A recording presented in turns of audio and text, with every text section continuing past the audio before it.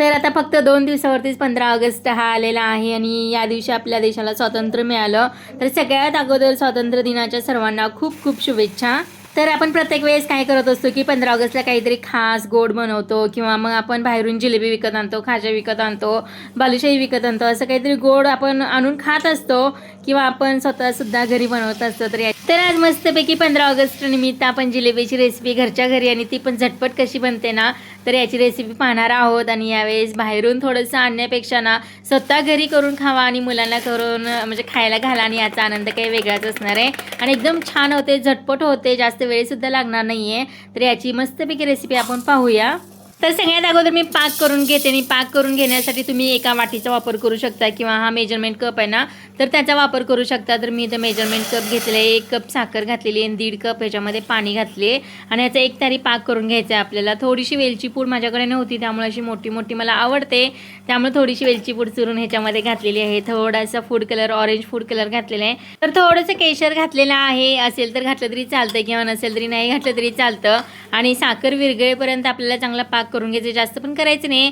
साखर विरघळते तोपर्यंत म्हणलं जे काही आपण पीठ हे करणार आहे ना, तर तेच करून घेऊया. तर मी ते 1 कप मैदा घेतलेला आहे, जो काही मेजरमेंटचा कप आहे ना, तर तो 1 कप मैदा घेतलेला आहे. अर्धा इनोचं पॉकेट घातलेलं आहे.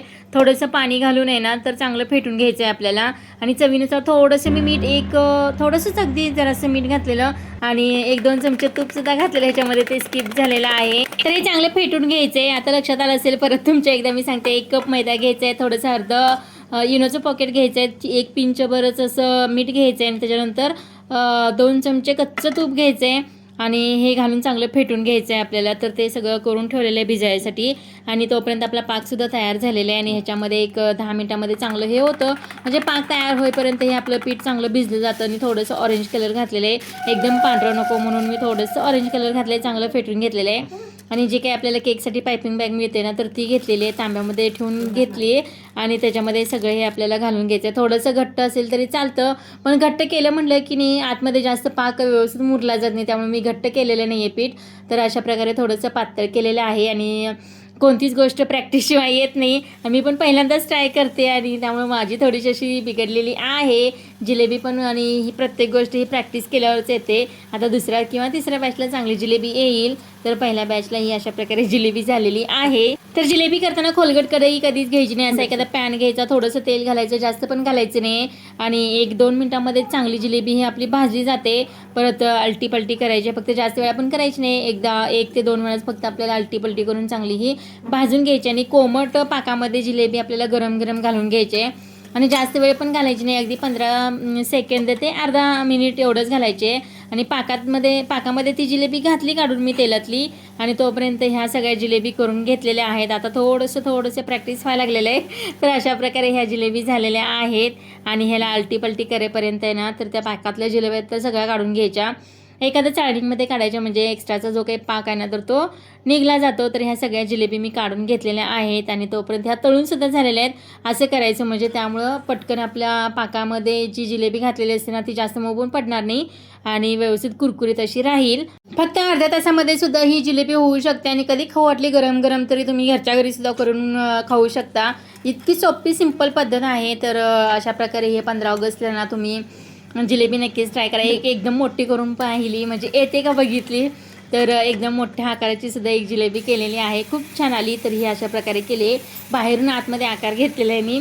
आणि थोडंसं पीठ पातळच झालेलं, त्यामुळे थोडंसं म्हणजे हे झालेलं आहे आणि थोडंसं घट्ट असतं व्यवस्थित आली असती, पण मुरणार नाही म्हणून मी अशा प्रकारे हे करून घेतलेलं आहे.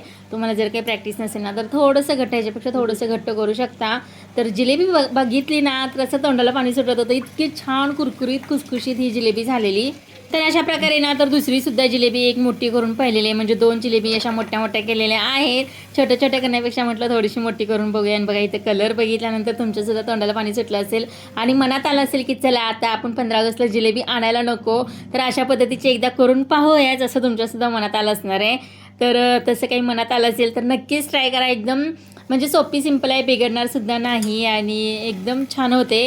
फक्त माझ्याकडून ज्या काही चुका झाल्या आहेत ना, तर त्या करू नका तुम्ही आणि अशा प्रकारे करा. म्हणजे फक्त मैदा घेतलं की त्याच्यामध्ये 2 चमचे कच्चं तूप टाका, थोडंसं मीठ टाका आणि इनोचं अर्धा पॉकेट टाका आणि चांगलं पाणी घालून फक्त फेटाने 10 मिनिटासाठी ठेवून द्या. आणि पाक पण आपला झालेला असतो आणि कोमट पाकामध्ये आपल्याला ही गरम गरम जिलेबी घालायची आहे.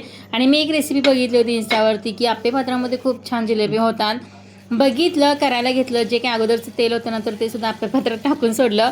मी जे जिलेबी बघितल्या होत्या ना तर ते एकदम छान झालेल्या, दिसायला एकदम छोट्या अशा एकदम भारी दिसत होत्या. मला आपण सुद्धा थोडंसं ट्राय करून पाहूया म्हणून मी सुद्धा करायला घेतलेलं आहे. पण मला नाही वाटत की त्या एवढ्या त्या चांगल्या झाल्या त्या, पण माझ्या घर चांगल्या झाल्या नाहीत मलाच माहीत नाही. कारण टाकल्या वगैरे व्यवस्थित, तेल पण भरून ठेवलं होतं अगदी व्यवस्थित, पण भाजताना किंवा आपण पाकात टाकल्यानंतर त्या थोड्याशा मऊ पडलेल्या माझ्या ह्या चिकल्या आहेत ना, ह्या जिलेबी आहेत ना तर त्या थोड्याशा मऊ पडलेल्या. आणि ज्या काही आपण पॅनमध्ये केल्या होत्या ना तर त्या एकदम कुरकुरीत खुसखुशीत छान झाल्या होत्या. म्हणजे ह्याला प्रॉपर भाजण्यासाठी तेल व्यवस्थित सगळीकडून लागत नाही आहे. ते बघायला भारी वाटत होतं, पण करायला थोडंसं मला हे किचकट पण वाटलं आणि टेस्टला पण एवढ्या काही भारी झाल्या नव्हत्या. असं मला 1-2 ट्राय थोडंसं शिकल्याशिवाय सुद्धा तर आपल्याला येणार आहे वे असं म्हटलं आणि त्यासुद्धा करून पाहिल्या. आणि ह्या जिलेबी बघा एकदम रसरशीत छान, आतून एकदम अशी वरून क्रिस्पी आणि आतून एकदम अशा रसाळ झालेल्या. आणि सगळा पाक वगैरे अगदी व्यवस्थित शोषून घेतलेला. आता तुम्ही बघितलं असेल व्हिडिओमध्ये किती छान जिलेबी झालेल्या आहेत. आणि पहिल्याच ट्रायमध्ये ह्या जिलेबी मी अशा केलेल्या आहेत. तुम्हीसुद्धा करून पहा. अगदी म्हणजे 1 कप घेण्यापेक्षा ना अर्ध्या कपाचं मेजरमेंट घ्या आणि त्यानुसार अशी ही जिलेबी एकदा ट्राय करा. कुठल्याच गोष्टी शिकल्याशिवाय येत नाहीत आणि खायलासुद्धा मिळत नाहीत. आपण स्वतः केलेल्या पदार्थाचा आनंद घेता येत नाही. तर थोडेसे केशर वगैरे घालून आहे ना तर छान असं डेकोरेशन केलेलं आहे. तर दरवर्षी 15 ऑगस्टला वगैरे आपण जिलेबी विकत बाहेरून आणतोच, पण यावेळेस अशा पद्धतीने एकदा नक्की ट्राय करा आणि स्वतः केलेल्या पदार्थाचा आनंद घ्या. तो काय आनंद वेगळाच असतो. भलेही बिघडला ना तरीसुद्धा त्याचा आनंद वेगळाच असतो की कारण मी केले ते, त्याच्यामुळे त्याचा आनंद हा वेगळाच असतो. पण माझ्या इथं छान अशा परफेक्ट जिलेबी तयार झालेल्या आहेत. तुम्ही सुद्धा एकदा नक्कीच ट्राय करा. थोडंसं प्रॅक्टिस केलं ना तर अगदी व्यवस्थित जमतील. आणि अगोदर कसं हे पीठ आंबवून वगैरे करायचं, वेळ खूप जायचा, पण तेवढा वेळ पण आता आपल्याकडं नाही आणि कोणाकडेच तेवढा वेळ जास्त नाही की पीठ आंबवायला ठेवा मग ते करा. पण ही पटकन झटपट होणारी जिलेबी आहे. आता एवढ्या छान झाल्यात म्हटल्यानंतर देवाला अगोदर पण नैवेद्य दाखवला, परत जे काही डिश तयार केले होते नंतर त्यासुद्धा नैवेद्य दाखवून घेतला आणि मगच टेस्ट केली कशा झाल्यात ते बघितलं. तर एकदम बाहेरून आणतो ना तर तशा एकदम कुरकुरीत खुसखुशीत ह्या जिलेबी तयार झाल्या होत्या. आता या 2 मोठ्या अशाच करून बघितलेल्या कशा येतात बघण्यासाठी.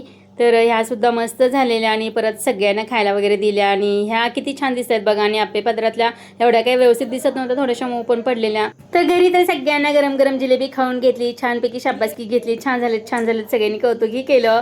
आणि मग मी सुद्धा गरम गरम एक जिलेबी खाऊन घेतली.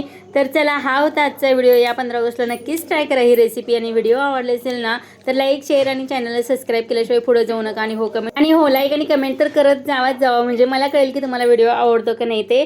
चला भेटू नेक्स्ट व्हिडिओमध्ये. तोपर्यंत bye bye. Thank you for watching.